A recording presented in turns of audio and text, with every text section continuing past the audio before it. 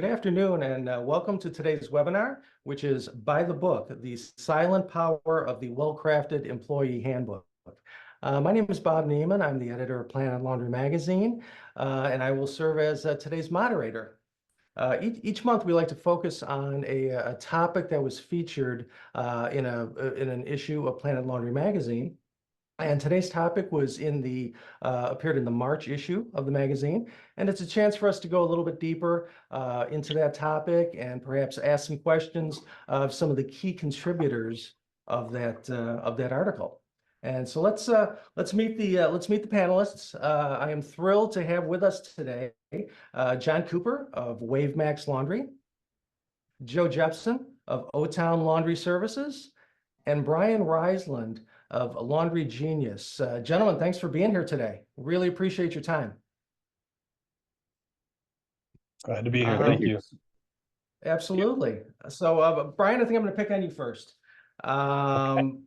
Employee handbooks. How important are they? How important are they to your business specifically?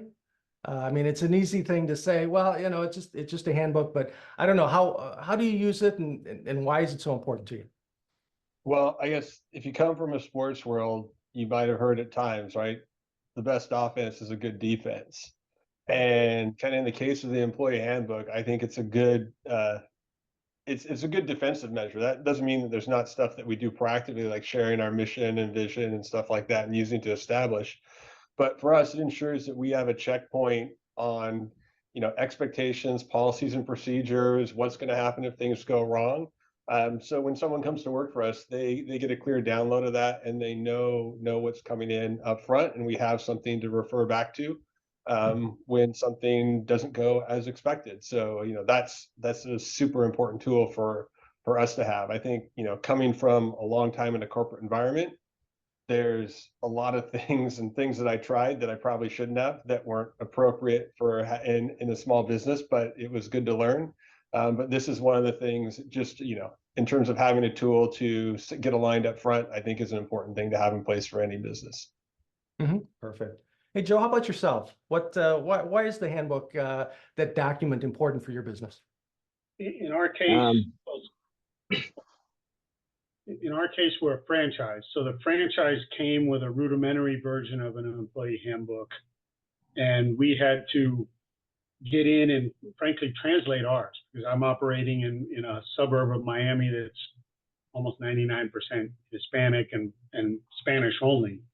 So we had to go through an update and go from there, but it was critical to be able to communicate the ideas, create where you're going to go. And we've actually used it as a live document, because we've had a lot of things happen, like internet going down, where you couldn't take credit cards. So how could you intake wash, dry, fold, and pick up and delivery customers? And so we've had to innovate around that, and we make sure that as we make changes, we both communicate it and then put it into the book so that it's available there when you're in the situation and you've got to refer back to it. Perfect. Joe, same question for you.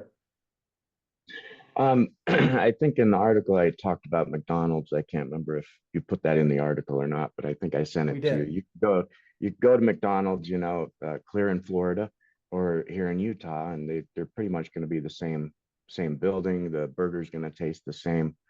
And that's with our franchise. It's not a franchise, but we have a chain of stores, and we like to do the same thing. We wanted to make sure that they were all the same, no matter what, regardless of the staff, regardless of the manager at each location, and so on and so forth, and regardless of change of leadership, because that's a big thing. Obviously, some leadership is going to be superior to others depending on who they are and how experienced they are.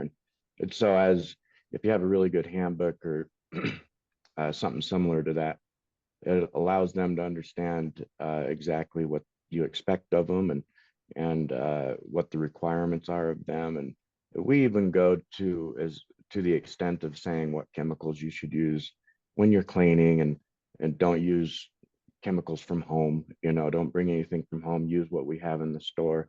We also will note for management what chemicals to buy and stuff like that, because we like to have it across the board, and same with equipment, mops and and all that stuff. It all has to be the same. So that's all noted in the handbook. Mhm. And then we have instructions on how to do it best. Mhm.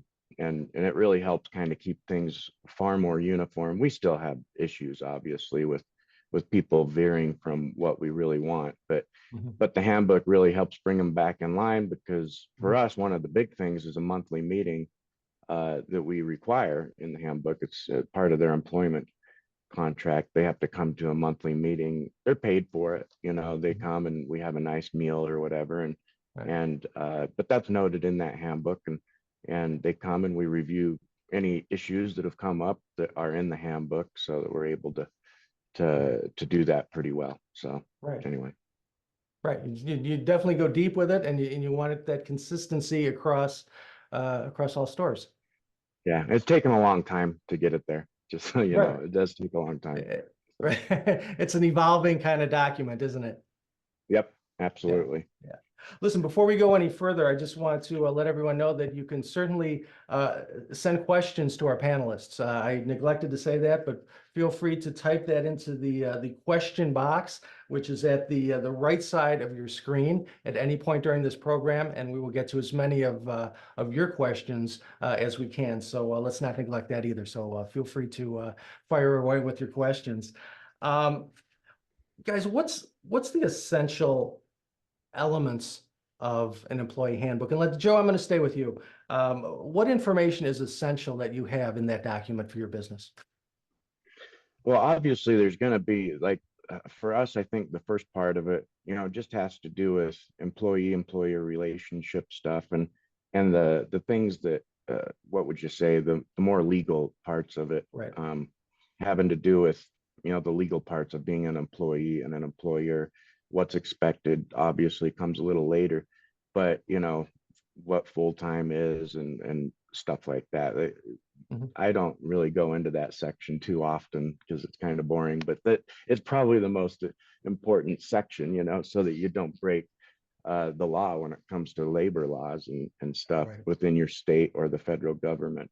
Okay. It talks a lot about the poster you put up uh, for the employment poster that you put up. I think we put a copy of that in there, and we talk Mhm. about that a little bit. So that's our first part, goes through that, and then we have a section that goes through what's expected and what our company policies are, and what we also talk a lot about. I think it's actually the very first part of the book, but we always bring it up throughout the book, what our mission is, what our mission statement is, and what our Mhm. goals are, and Right. stuff like that, and how doing all this uh, helps bring about what our goal is, so. Mhm. Mhm. Right. It brings it all together.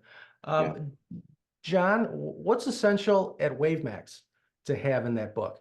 So Same kind of things, or it's the same, but a little bit additional. WaveMax, since it's a franchise, has the lofty idea of wanting to be what people look for when they move. You move to a new town, hey, where's the WaveMax? So you've got the similarity of experience, the franchise standards for what's going to be the operations of the store, hours, methodology, tools, other things. And then you've got, and in that case, we have a very specific staffed model. What are you expected to do? How are you expected to do it? And customer interactions, and Mhm. how to deal with customer issues and problems. And so there's a number of elements that they've got in there that they're running from the franchise. They've got a fairly developed idea of what they want the experience to be, and how they intend to disrupt the industry Mhm. from an overall perspective. So there's a lot of elements of that in there, and then we're allowed some freedom in what we do in our local. It's not as Right. to your point, Joe. It's not as tight as a McDonald's. They don't tell me what laundry detergent I have to use. I get to pick that. Where in a Mhm. McDonald's, you get no choice whatsoever. The French fries are the French fries. Yeah. But there's a lot of directive portions of it that come from a nationwide franchise. Mhm. Right. Very good. Very good. Brian, how about yourself? You had actually, for the article, you had sent me the entire table of contents of your employee handbook, which we used in full in the magazine. What's essential though? What's essential at Laundry Genius that you need to have in there? Yeah, I think probably the most essential thing, and you've heard it from both Joe and John, is you got to live it. It's got to be a living document, and you got to use it. And Mhm. for us, that led to kind of forking the initial handbook into two things. And the employee handbook, that's like the policies, the benefits, the compensation, all that stuff that you put in the magazine. Um, and that's more static. Like we may look at it every 6 months just to be sure. The operating handbook, that's our living document. So that's where we handle policies, procedures, what chemicals, even to the point where, and this is stuff that my store manager added to kind of develop consistency, but release her frustration points, is like what stuff goes on what part of the shelves, right, in the storage room. Because and we take that page out, we put a picture up there, because that enables her to be faster to literally scan and say, these are the things I need to order, versus having to hunt around and do that stuff. But so we put that stuff in there, and like Joe, we sit down once a month. We talk more about what's going on in the store, and sometimes that prompts a need to go out and edit the content in there. And just recently we've started putting as much of it into, we use Microsoft Teams. I know other people use Slack and stuff like that. I just came from Microsoft, and that's what I'm comfortable with. But we've tried to get more and more stuff into Teams so employees can easily search it from their phone, to find the information a little quicker than thumbing through a paper document. Right. Perfect. Perfect. So, so a lot of the stuff that maybe beyond the legal essential stuff, the more company specific, laundry specific items like equipment, chemical handling, things like that, those are not necessarily handbook items. Is that what you're saying, Brian? They're more like a policy. They're my operating handbook. Yeah. Kind of an I call it the operational. operating handbook. Yeah. So it's that, Okay, so how and that's where a do you separate count the thing. cash? Like the Yeah. cash will be counted this way under this on this table, so we can see it from this camera, right? That's is like literally how we work, right? Okay. Which, and it's a point that you heard from both Joe and John, because they're a little bit, John's part of a bigger group. Joe's a little bit farther along in his growth, but we plan to grow. So all of this stuff is already documented and ready to go when we go out, and we have that set of expectations that we carry over on how we do stuff to ensure the consistency once we get the opportunity to do that. Perfect. Right. John, how do you handle some of the stuff beyond essential information? As I talked about the equipment usage and things like that. Is some of the stuff Brian's talking about, is that within your handbook, or how do you handle that? It's a separate document as well. Okay. Kind of more of an store operations, a book it's configured a little bit differently. And honestly, that's changed more than my employee handbook. In our first year, we've encountered a whole bunch of things that we've needed to deal with, things you wouldn't think of. Employees seeing something going on outside the store is essentially a crime. My ladies, they froze up. Like, listen, next time you see that, here's what you do. Here's, and here's why, and here's what you need to do, and here's how you protect yourself and the people in the store. Right. And so there's, there's things we've had to address from that standpoint, but they're more store operations. The only things I've had to change is we changed tools a couple times on scheduling and time reporting. Didn't like my initial tool choice, and we had to change it. So I had to revamp that and get them a better tool, and then document how to use it. Okay. All right. Let's piggyback on something that John just pointed out. Like those things that happen infrequently, like having them understand what's expected of them. Like, in case of someone robs the store, right? It's give them what they want, right? But in the case of we're a leased building in a complex. Like our responsibility extends to the sidewalk, but not to the parking spots. So, we had an issue where there was a person that was asleep in the front seat of their car, and there were concerns, but it wasn't something that we could necessarily handle. And and having that and customers getting concerned, right? In that example, it was just like, no. And this is something we added, right? That's why I thought of it. It's just like, the customer tells them and they're like, look, you can call the police as a human, right? Which we can, but that's not, like, we have to stop taking accountability at the sidewalk outside the store, because there's obligations that I have to the landlord and expectations of him. And those are hard to translate to an employee unless you really lay out exact scenarios. There's a lot of them. You're right. You really have to spell them out. And that's why these policies continue to grow as you come across things. I would imagine you keep adding things and tweaking as you go along. So, Yep. yeah. Joe, do you have anything to add to that? I assume that like the other two guys, you probably have an addendum to the employee handbook that's more day-to-day policies and things like that. Yeah, that's like the back half of the book. And so Okay. we, like they say, you always have these experiences that come around that are really odd. But, sometimes they happen often enough that you probably should say something about them. And one problem with us that's come up the past couple of years at a few stores is the homeless problem. And I didn't think much about it. I just said, call the police, and that was our policy at the time. And so, specific story, and I saw the video of it, but a customer looked sideways. I guess it didn't look like it from the camera. He just looked at somebody that was a homeless person, and this guy came up behind him and punched him in the back of the head and knocked him cold. And it really scared our attendant. She was a good attendant, and she was going to quit and everything because she was in fear for her life. And I mean, she didn't get threatened, but I could understand, that just, because she was asking people to leave all the time. She wasn't letting people go to the bathroom because they would trash it. And so this was becoming a major problem.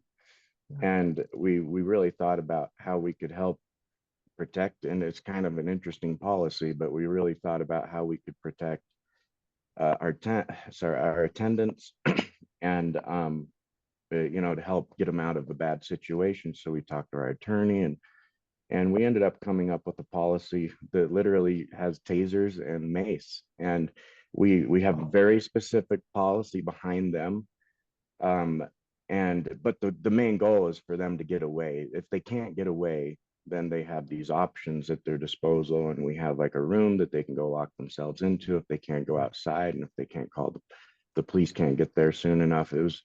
It just kind of alarmed me bad enough. I realized I have a responsibility to them to help them understand what I expect of them when that happens. And what I expect is for them to get out and to get to safety if something bad were to happen. And luckily nothing bad's happened again. And my general manager, I believe, did have to use a taser once. But like, it's so we have this policy there, and I never ever thought in a million years I'd have to put something in there in my handbook about that, but I do. And one time an employee misused it. The mace, we keep it behind like literally a fire extinguisher closet. You have to break the glass to get to it. Yeah. And he opened it somehow and was able to, he was carrying it around with him. He hadn't used it. I was mistaken. He hadn't used it. But my general manager caught him with it. He's like, "What are you doing with that stuff?" Well, he's like, "Well, you said I could have this or the taser." We're like, "No, in the handbook, it says this. You're not supposed to use the spray unless you are like backed in a corner." Like, anyway, so somebody's going to go to the hospital if you have to use spray. But anyway, so I don't know, it's kind of a heavy subject, but we put that in there for that reason. And the attendants at our monthly meeting, they actually, a few of them, after we had put it in there and come up with a specific policy and announced it, I got a few letters from them saying, "Thank you. It helps me appreciate that you do care about me and stuff." So anyway. Yeah, no, that's a great example of how you have to just spell things out and how it does it does evolve as it goes. Hey, as much great information as you put in there, how can you make sure that employees are actually reading it and understanding it and comprehending what you have in there. Brian, I'll let you go first on that one. How do you know On that the they're reading? handbook, Yeah, the yeah, no, handbook. on Yes, the sir. handbook, it's your first day, right? You're gonna go through it, you're gonna read it, you're gonna sign a document that Mhm. says you do it. For the operating side of it, the manual, whatever you want to call it, like we train from that. There's no special sign off on it, but that Okay. outlines everything how we do. We encourage them to go there first before they have, ask questions. They definitely want to kind of self help. And Mhm. a lot of times when you're my manager, get the question pop through in Teams, we will message them back with, hey, this is where it's at in the handbook, so next time. Mhm. But fortunately, a lot of the stuff, it is really it's a one through, like, to teach them how you want it to be done. Most people, it's part of learning. They pick stuff up. In the case of performance problems, it's something that we can refer back to and use as an educational tool. Mhm. And then, as you learn stuff and go along, you find a better way to do something. You make sure it's updated, and you make sure that at least everybody knows that this is the way that you're expected to do the thing now. Perfect. All right. John, how about you at WaveMax? How do you assure that all of your employees are actually reading and taking in that information? So in my case, since I just have one store and I'm essentially the manager, I have literally sat down with any new employee and gone page by page. And yeah, they have a form at the end that they sign that acknowledges it. And we keep each person's copy of the handbook in our wash dry fold area so that it's available to them and they can make notes and they can do what they need to with it. But Yeah. as I grow, then you'd have to come up with something more creative to make sure they're reading it. And Mhm. technology might play in that where they got to pass a test at the end of it. Okay. How much time do you give them to read it? Well, I gave them as much time and paid time as they needed to. In my case, because I have to have it in Spanish, they were jumping straight to the Spanish and not even trying the English for the most part. Mhm. Out of my That's initial crew of employees, I had one who was bilingual and the rest are only Spanish speaking. that's a So that we had to go to the Spanish and make sure yeah. that was clear and crisp and answer all the questions.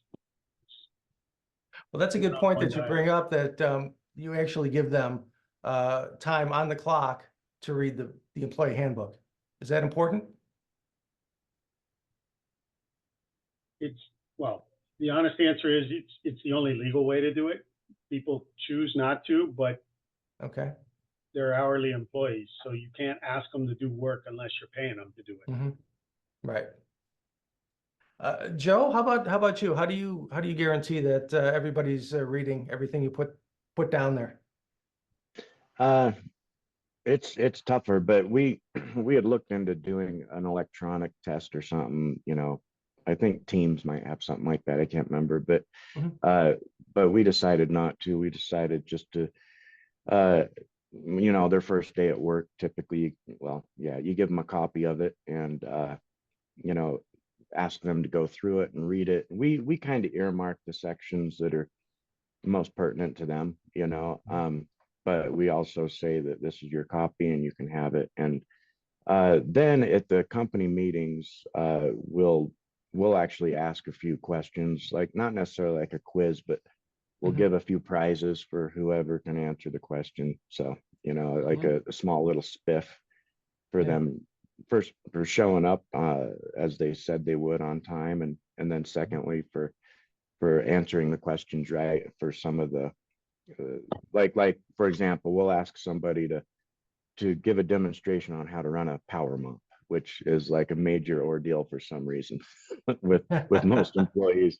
And it's so we'll ask an employee to do it, and if they do it right, well, usually they will volunteer, but if they do it in accordance with how we like to do it in the handbook, then we'll give them a nice little spiff. So that's just an example. We might, well, because we try to do the meeting at a different store every time, and so we'll have one of the attendants of that store give us an example on how they clean a machine or how they mop the floor properly, or so on and so forth, or get a coin jam. How are they able to fix it very quickly? Mhm. Or if our credit card machine isn't working right, how can they do a quick fix on that without having to bother our general manager or the laundry Mhm. manager? So anyway, Mhm. yeah. Yeah, I think those are great examples of how to make sure that it's sinking in. Those are great tricks, great strategies there. I think all three of you have kind of alluded to it, but how frequently do you review and update your handbooks? Joe? I don't go, I used to go through it about every year. I don't go through it as often anymore. Which I probably should go through it a little more, because like there was some law changes, I think, just over a couple years ago, that uh having to do with salary and Mhm. stuff like that, the how much you had to pay a salaried manager and stuff. And it actually ended up hurting me because Mhm. I hadn't reviewed it, and my payroll Okay. company hadn't informed me of these changes either. So yeah, it is important to go through that stuff, but also that's payroll stuff as well, Mhm. and that could be said for a lot of stuff. I always say though that we have a saying at our company: every education's expensive, and it doesn't matter if you go to become a doctor, it's expensive. If you want to run a laundromat, it's expensive to learn these lessons. It can be Mhm. very expensive. And I just feel like if you have a handbook, you're gonna probably limit the cost of your education a little bit. It will help you with your costs in the long run. Um, Mhm. and so, but there'll still be a lot of education, and that'll help you build a great handbook. So Right, right.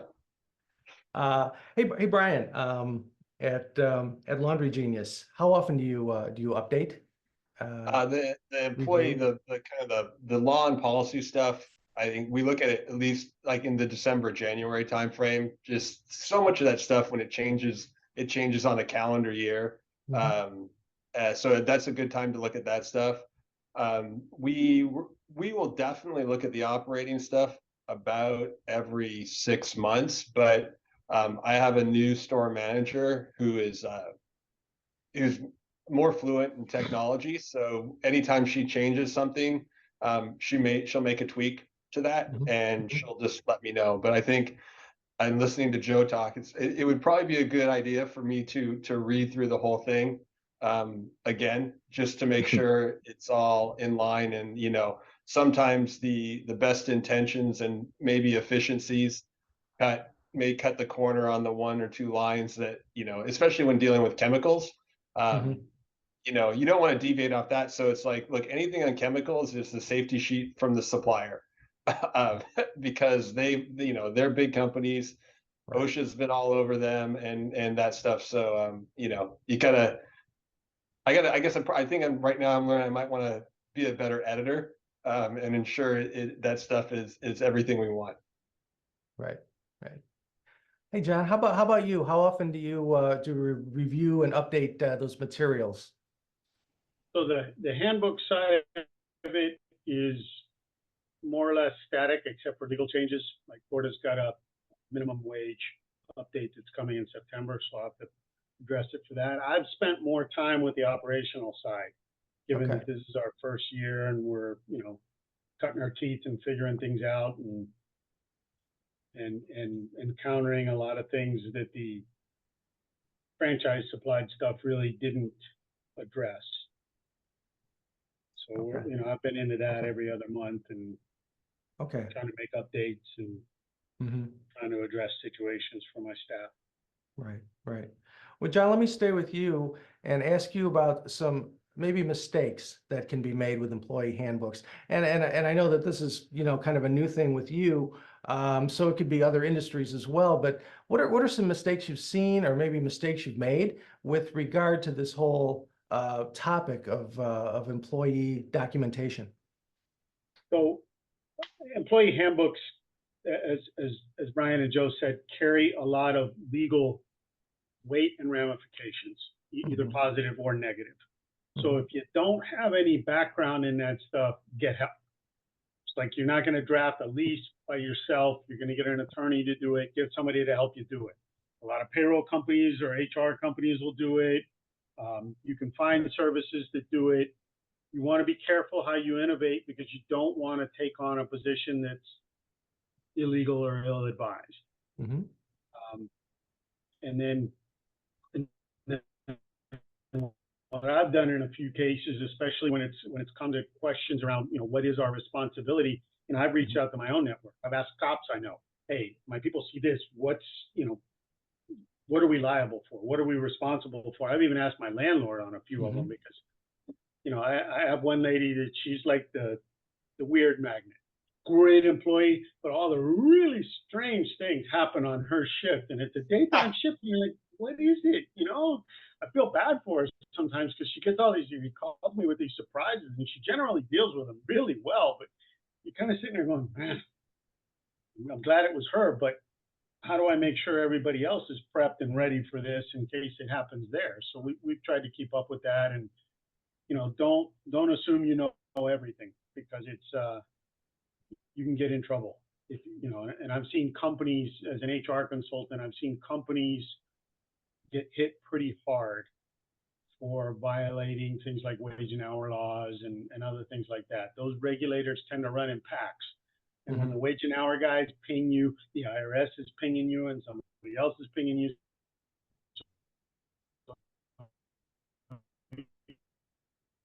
Right.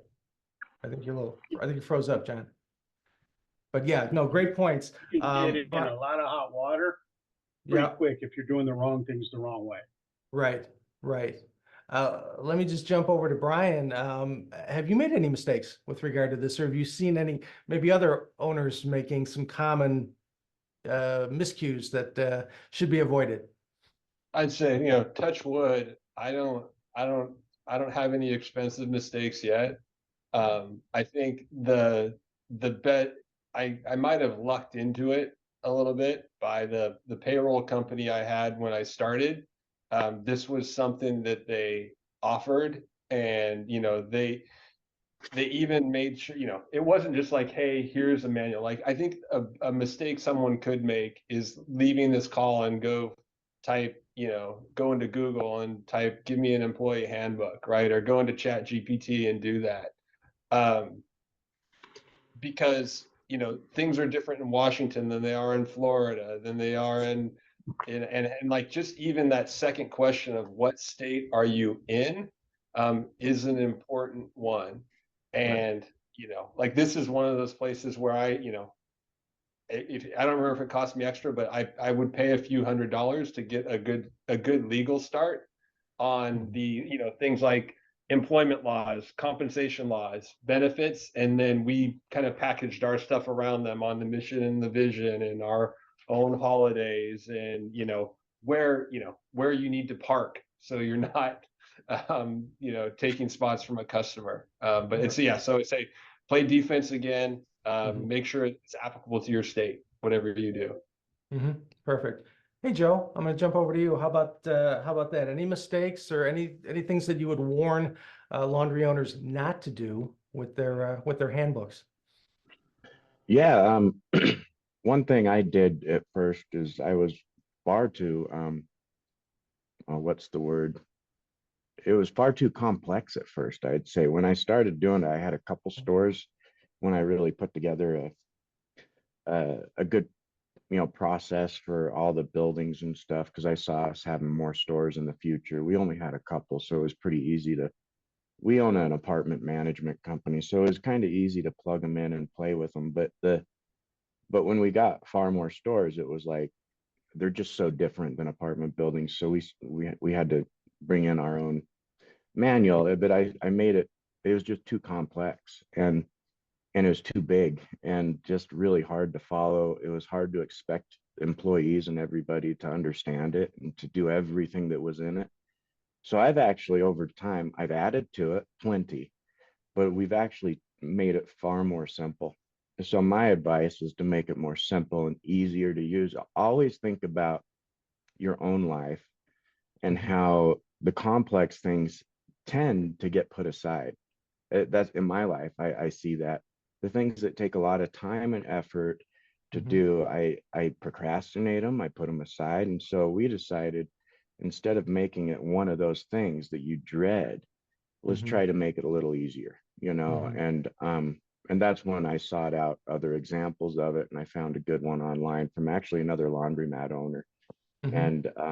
and it was a great example, I thought, of a more simple Mhm. handbook, and we have it all part of the same thing, but but an operations manual and stuff too, to that we could kind of plug and play with our own stuff and add to it. So that's my big advice: is do your best to try to make it as simple as you can, because I don't know, employees, if you get okay employees, they can read between. I don't know if you should expect them to read between the lines, but what I'm saying is every single little. I'm not as good as somebody from McDonald's, right? Mhm. Like a professional. Uh, what do you call it? Operations. The Mhm. CEO that understands operations and standard operating procedures. I'm not that good at that stuff. I Right. try to be good at it, but Mhm. but they're really good at that. I'm not as good as they are, so it's much harder for me to get a step-by-step process put in place for people to do things that they could probably figure out how to wipe a machine down by themselves pretty easy, as long as they're provided the proper chemicals and materials to do that. So I don't that's what we found, is we stopped trying to tell them how to mop a floor as much as just how to use the machine better, or something. But because people know how to do that stuff. If it's dirty, then you write them up for it. But anyway, Right. so that's kind of my thing, is I think you try to make it simpler. Yeah. Yeah. I guess in a lot of cases, less is more, I guess, is what you're trying to Yes. say too. Yeah. Yeah. To Well, a point. yeah. Yeah.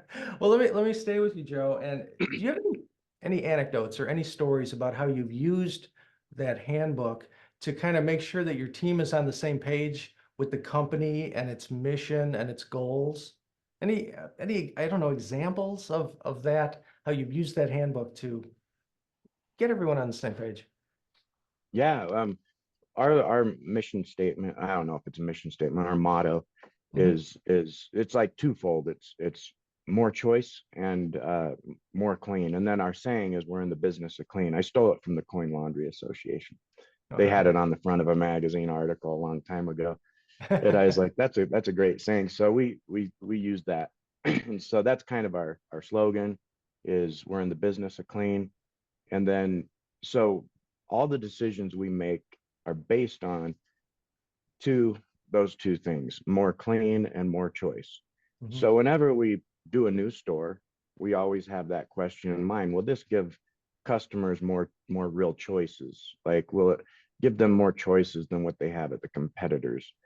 So Mhm. you'll see our stores have more size of machines to give more choice. It does make it a little more complex having more sizes of machines, but it gives more choice as well. So whenever we're given an opportunity to choose something, we always go with the option that gives more choice and offers the ability for customers and us to do stuff cleaner, Mhm. because we're in the business of clean, because we're always cleaning our store. Always. It's crazy how a store can look perfect, and then 10 minutes later it looks like a bomb went off.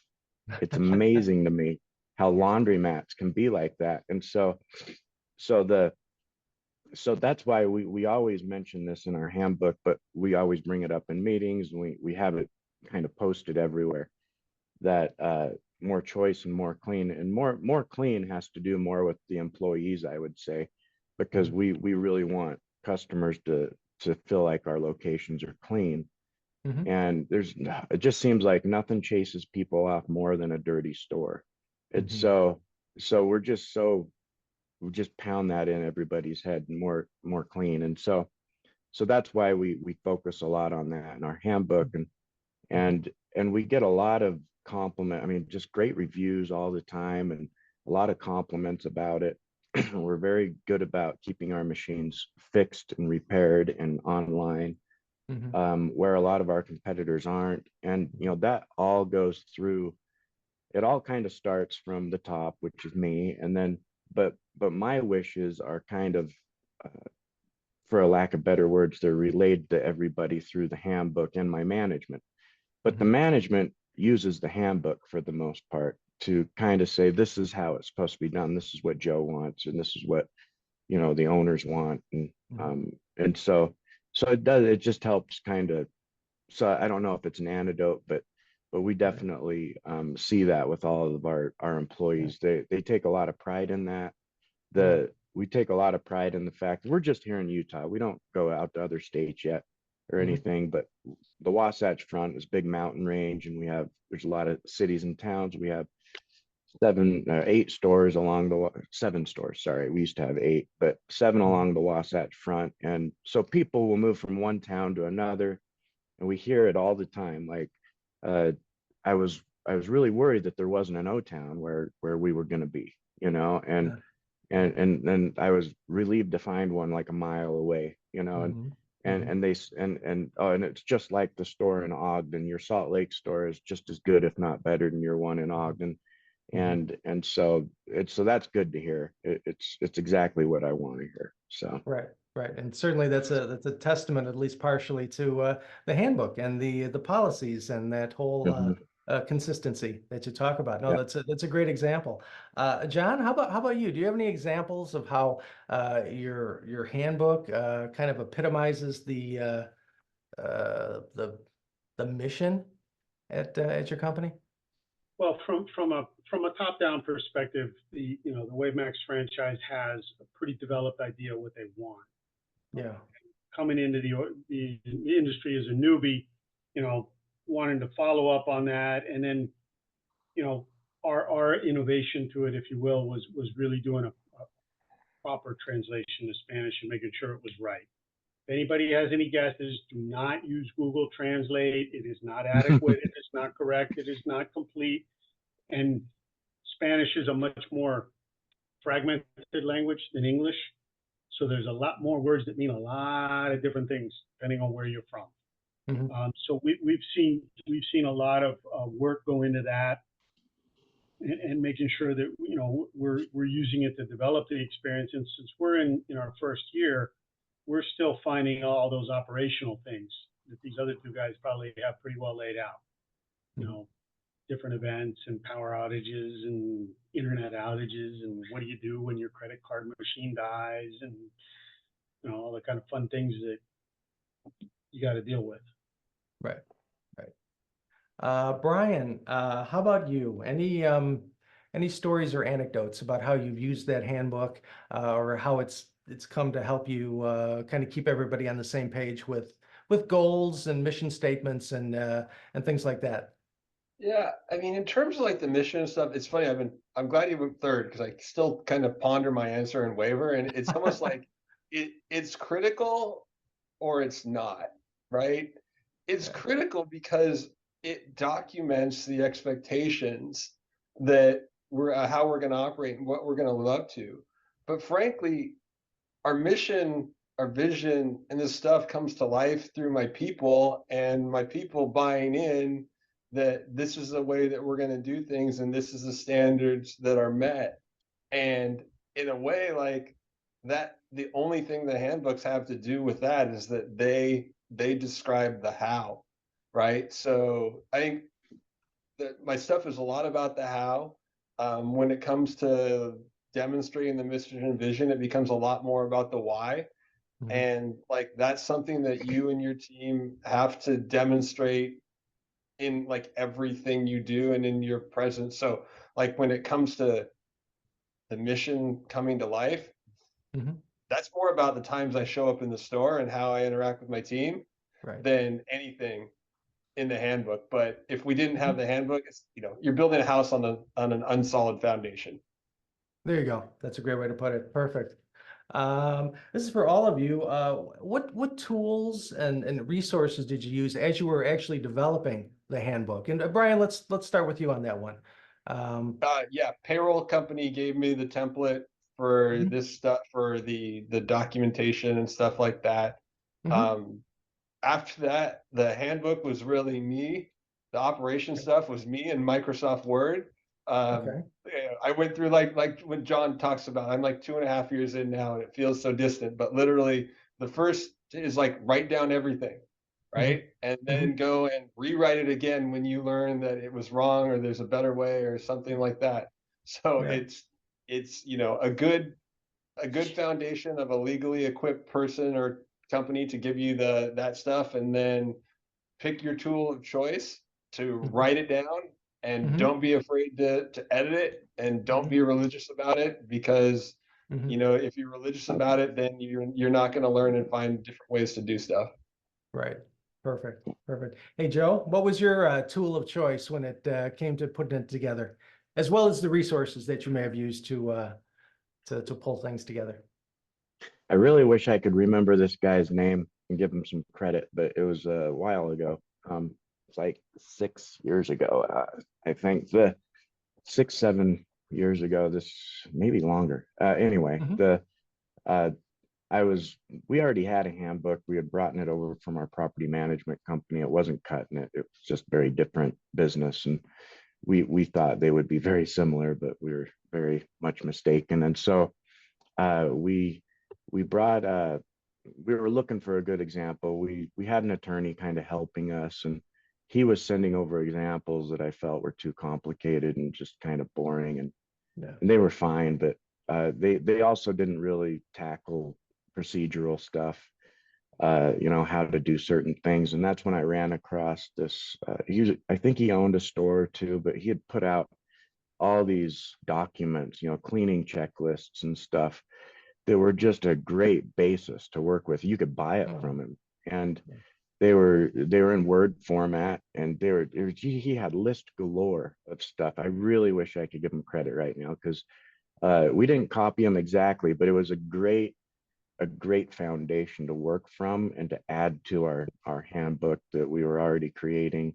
Because the attorney does a great job on the front of the book, where it's all, you know, you know, employee type stuff, where you're dealing with the laws and certain disclosures and stuff like that. But when it comes to more procedural stuff, and how to do certain things and what we expect of you and stuff like that, you know, it's good to kind of have an example. And so that's Mhm. where we bought this. It was like $500. It was kind of a lot of money, but we bought it, and we, you know, we went through it, and it took a number of months to get it figured out, Mhm. and it was nice. It was really good. So that Yeah. was uh that was kind of how we got started with it. I Yeah. think that was the question, wasn't it? So anyway. Yeah. No, that was a nice find for sure.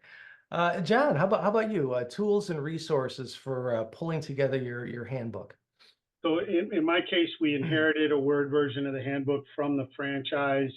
Being Okay. an HR guy, I went through it and beat it up a fair amount in English. Um, then ended up using a combination of myself and my wife and my in-laws and my mom to translate properly to Spanish. And it was Mhm. an interesting exercise because you got people that weren't operating in the laundry at all, asking really hard questions around why the heck is it say that in English, much less how am I going to properly say it in Spanish? That doesn't make sense. So I got a really good editorial staff to make sure we weren't missing the mark. And then we've used a combination of Word and frankly, in a couple cases, PowerPoint to add content. Like when we had a credit card outage, internet outage, we made an intake form using PowerPoint so that people could take in the order and we could punch in the credit card stuff later. So Okay. we've kind of enabled from there, and then we use a little bit of Slack um, for messaging, but it's a small group, so I just text them for the most part. They weren't too comfortable with Slack, so I just reverted back to just text messaging them when I need to. Okay. Very good.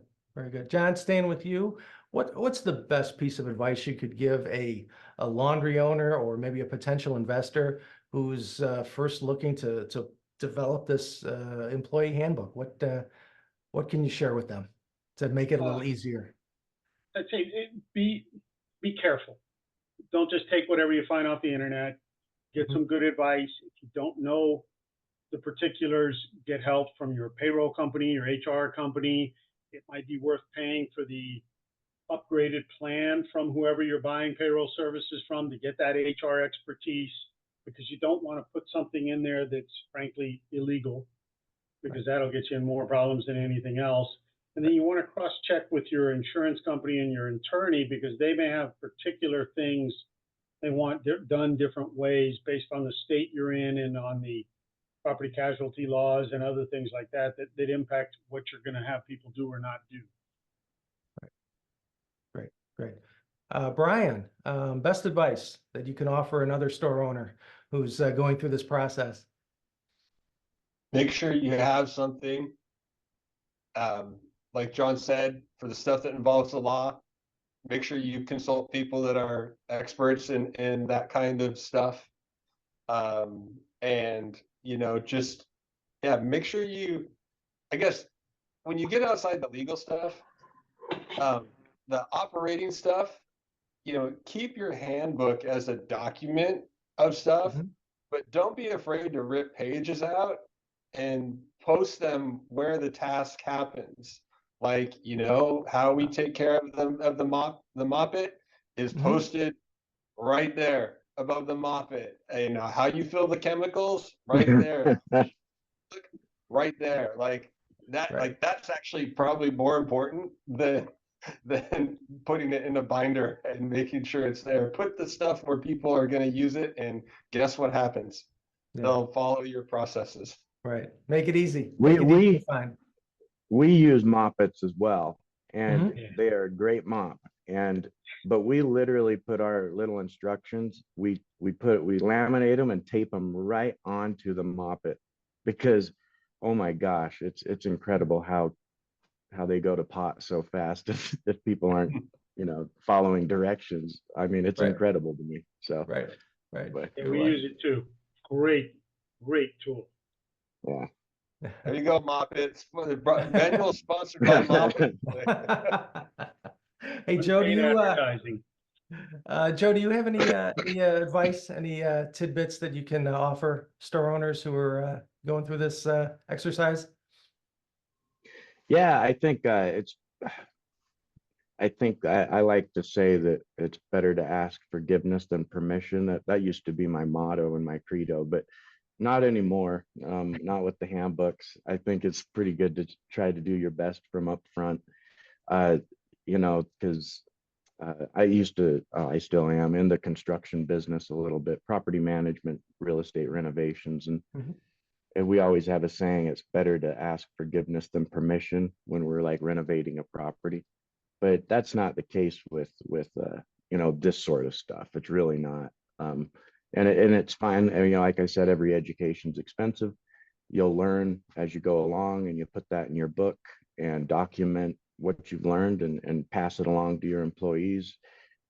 Take advice from the employees. That's probably a big one, is take advice from people and see. Like I said, if you make things too complicated and too hard, I tend to do that sometimes, and nobody really likes to do it. And so sometimes I'll look and see the results of what they're doing, and they're just as good doing it the way they did it as the way that I wanted it done originally, and the way I would have done it. But the way they did it was way easier. And so that's why I say we're always looking for ways to make things easier with the same results. One more quick thing is, when I started in the laundry business, I had one location, and then we had two, and we had two for quite a while, and then we started ramping up a lot.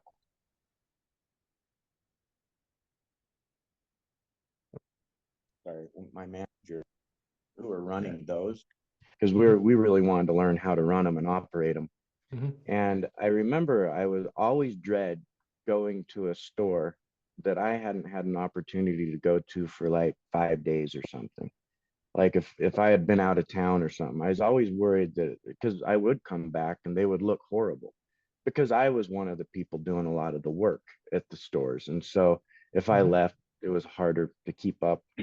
And then I remember for a while there, before we had our handbook and real good systems in place, that would still happen. Even when I had enough employees, I didn't even want to look at the cameras of the stores, because I'd worry that I'd look at them and I'd get upset, you know, like, oh my gosh, it looks like crap in there.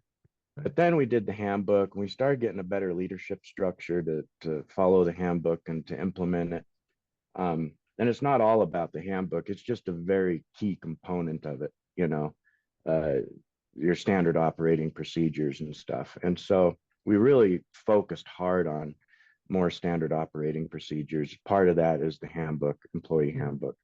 And it's amazing now. I'll go months sometimes without going into one of my stores. I never thought I'd say that.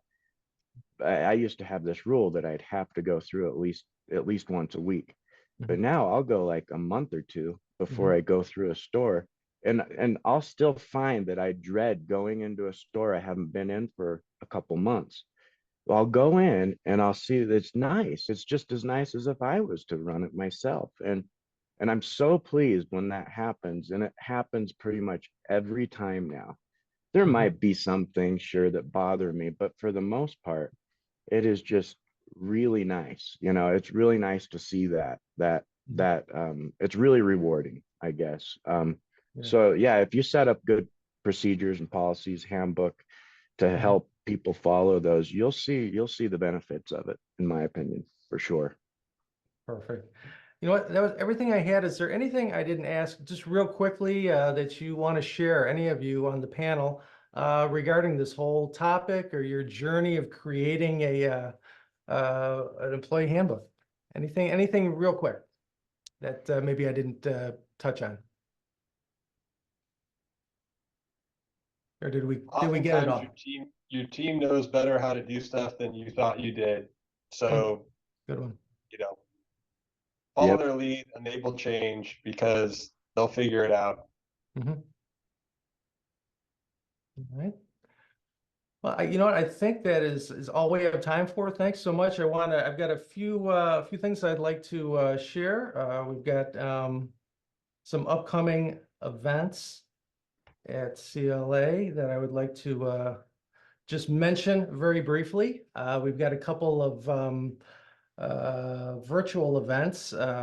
April 17th, the Women's Laundry Network is hosting a coffee power hour book discussion on the book High Heels in the Laundry Room: How I Faced Fear, Found My Voice, and Built a Business on My Terms by Michelle Cully. That's April 17th at 9 a.m. And then the next Planet Laundry webinar is April 25th. And that's going to be on leveraging the power of artificial intelligence in your laundry business.